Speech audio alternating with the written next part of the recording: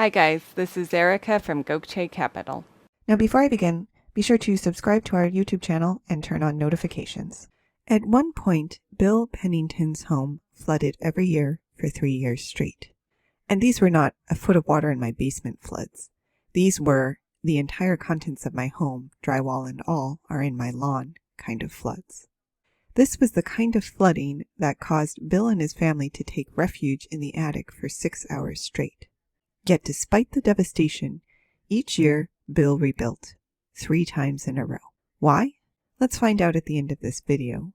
But you know what's funny? Bill's story came up by chance on the radio right as I sat down to put together this video. I would chalk it up to coincidence, except flooding is so common that at almost any time you can hear a news story about a major flood, which is why understanding the challenges of building and living in a flood zone is one of the most important things a land or home buyer should know.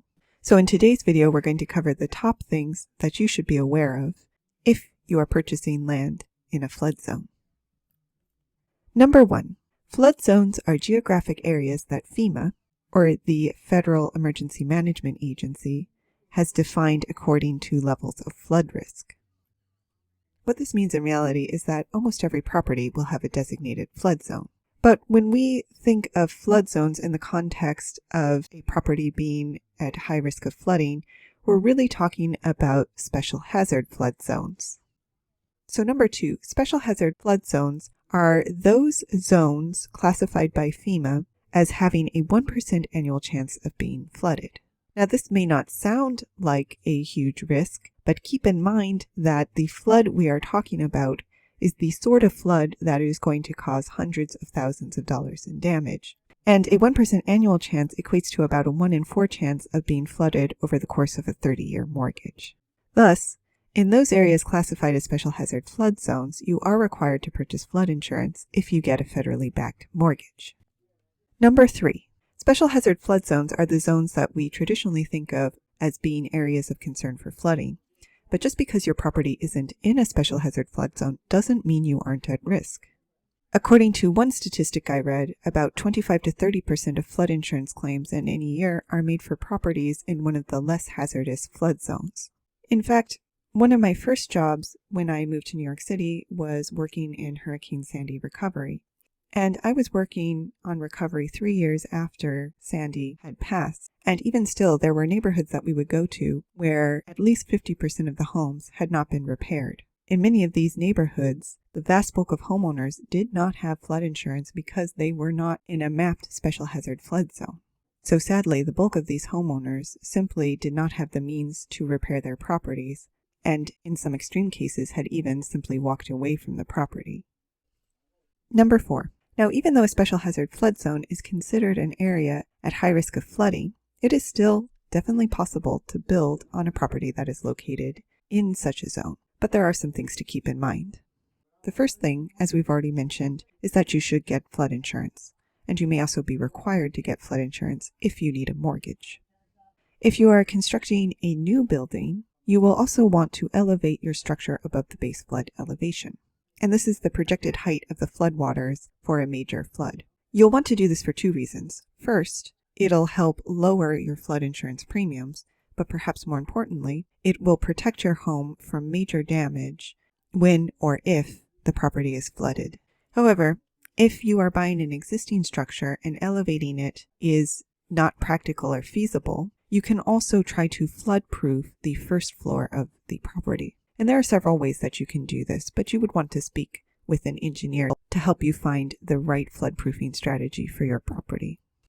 Number 5. So if you are looking to purchase property, whether a vacant parcel of land or a home, one of the key due diligence items is to check the FEMA flood maps to see what your property's flood zone is and if it is in a special hazard flood zone. And you can find flood maps at FEMA's website. Number 6. If your property is in a special hazard flood zone, you'll want to obtain an elevation certificate in order to verify your base flood elevation. This certificate is generally required if you want to get a flood insurance quote and may also be required by your lender. To obtain an elevation certificate, ask your seller. They will likely already have one, but if they don't, you can either go to your local floodplain manager to see if one is on file or hire a surveyor to complete one for you. And number 7. as we've mentioned a few times in this video, if you are in a special hazard flood zone or in an area where you think there is a chance that your home may experience a major flood insurance is one of the most important things you can obtain in order to protect yourself. Now, unlike other forms of insurance, flood insurance is provided by the government through FEMA's National Flood Insurance Program. This means that rates are fairly affordable, but there are constraints on how much a national flood insurance policy will pay out, and therefore people who are buying very expensive homes sometimes opt for private insurance. But let's return to Bill. Imagine that you recently bought a home for $500,000 and a few years later it floods. It costs you $450,000 to rebuild. Then a year later, it's all destroyed again, and you're looking at another $450,000. This situation would be untenable for most people. After all, in 2 years, you've now spent almost twice the home's total value in repairs. This was what Bill faced, but he didn't have to pay for those costs himself. His insurance did. So it is only because of flood insurance that Bill was able to rebuild again and again. Yet even with insurance, Bill still faced recovery from not one, but 3 incredibly disruptive and stressful disasters, which is why it's important to think carefully about whether you want to build in an area susceptible to flooding. And if you do move forward, it's a very good idea to both purchase flood insurance and elevate or otherwise flood-proof your home, even if it isn't required by your lender. It's better to spend a little money now than to be faced with the complete loss of your home years later. Now, do you have any stories about building in a special hazard flood zone? Let us know in the comments. Did you like this video? You're going to love our Gokce Land Due Diligence program. We'll make you a land due diligence expert in just 7 days. Check it out at gokcecapital.com/glad.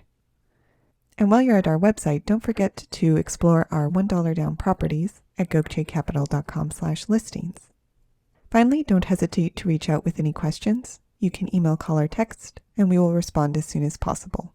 So thank you for listening, and more to come.